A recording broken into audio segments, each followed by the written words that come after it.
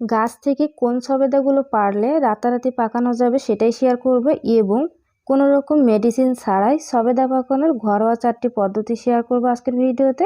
Hello everyone, আসসালামু আলাইকুম। গাছ থেকে কোন সবেদাগুলো পারলে দ্রুত পেকে যাবে এবং কোনো রকম কেমিক্যাল ছাড়াই এক রাতে কীভাবে সবেদা পাকানো যায় তার সহজ 4টি পদ্ধতি শেয়ার করবো আজকের ভিডিওতে। কোনো রকম মেডিসিন ছাড়াই ফ্রেশ পাকা সবেদা খেতে পারবেন এই নিয়মে সবেদা পাকালে। আজকের ভিডিওতে 4টা সহজ পদ্ধতিতে ঘরোয়া উপায়ে সবেদা পাকানোর উপায় শেয়ার করব। আশা করি যারা জানেন না তাদের অনেক উপকারে আসবে আজকের এই ভিডিওটি। তো চলুন দেখে আসি কোন সবেদাগুলো পারলে রাতারাতি পাকানো যাবে সেটাই শেয়ার করব এখন। তো কিছু সবেদা আমি পেরে নিলাম, এখন দেখিয়ে দিব কোন সবেদাগুলো পারলে কেমিক্যাল না দিলে কিন্তু পাকবে না সেটাই। এই যে সবেদা দেখতে পাচ্ছেন, সবেদার নিচের অংশে কিন্তু এরকম শোষালো ধারালো থাকবে অংশটা। এই যে কালো যে অংশটা দেখতে পাচ্ছেন সুসের মতো, এই ধরনের সবেদা কিন্তু কখনোই পারা যাবে না, বা এটা যদি পেরেও থাকেন সহজে কিন্তু পাকবে না। 15 থেকে 20 দিন সময় নিয়েও কিন্তু এগুলো পাকানো যাবে না। এই যে দেখতে পাচ্ছেন শোষালো অংশ, এই ধরনের সবেদা কিন্তু গাছ থেকে পারা যাবে না, কারণ এগুলো কিন্তু পরিপক্ক এখনো সবেদা হয়ে পারেনি।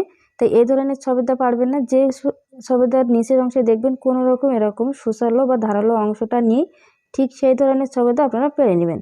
সবেদাগুলো পাড়ার পরে আপনারা বোটাটা ফেলে দিয়ে এই যে আঠালো অংশটা এটা নিচের দিকে দিয়ে তারপর রোদে শুকাতে দিবেন 1 থেকে 2 দিনের জন্য, বা 1 দিন শুকাতে দিলেই কিন্তু হবে।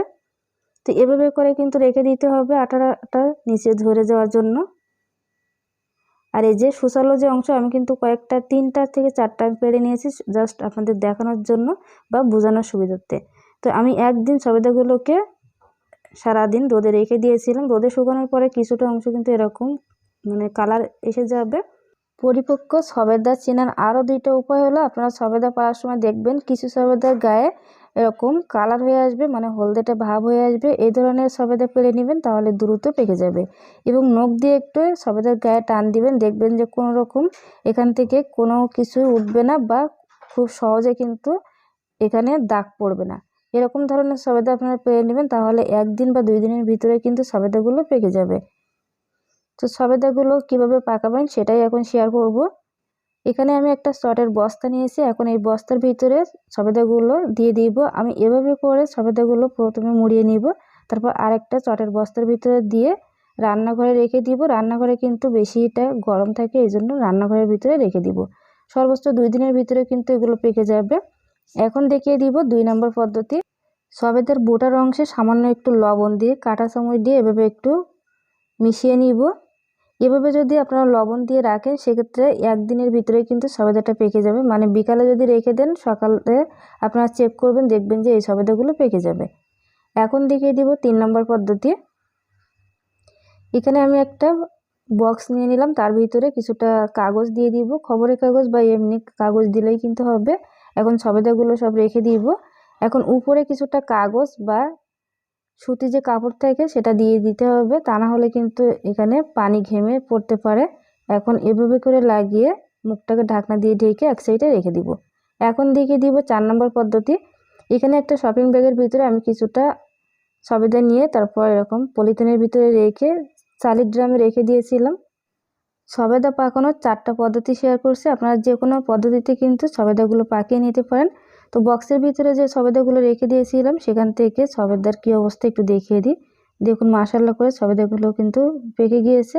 তো সবেদাগুলো পরিষ্কার পানি দিয়ে ধুয়ে তারপর আপনাদেরকে একটু ভেঙে দেখাচ্ছি, দেখুন কতটা পেকেছে, ভিতরটা কতটা ইয়ামি হয়েছে। এখন দেখিয়ে দিব আমি যে সবেদাগুলো বস্তার ভিতরে চটের বস্তার ভিতরে রেখে দিয়েছিলাম সেইখান থেকে সবেদা নিয়ে। তো এখান থেকে কিন্তু সবগুলো সবেদা পাকে নাই, 4টা সবেদা পেকেছে, সেখান থেকে আমি একটা সবেদা বা কয়েকটা সবেদা আপনাদেরকে ভেঙে দেখাচ্ছি। আর যে সবেদায় আমি লবণ দিয়েছিলাম সেটাও কিন্তু দেখিয়ে দিব যে ভিতরটা কেমন হয়েছে।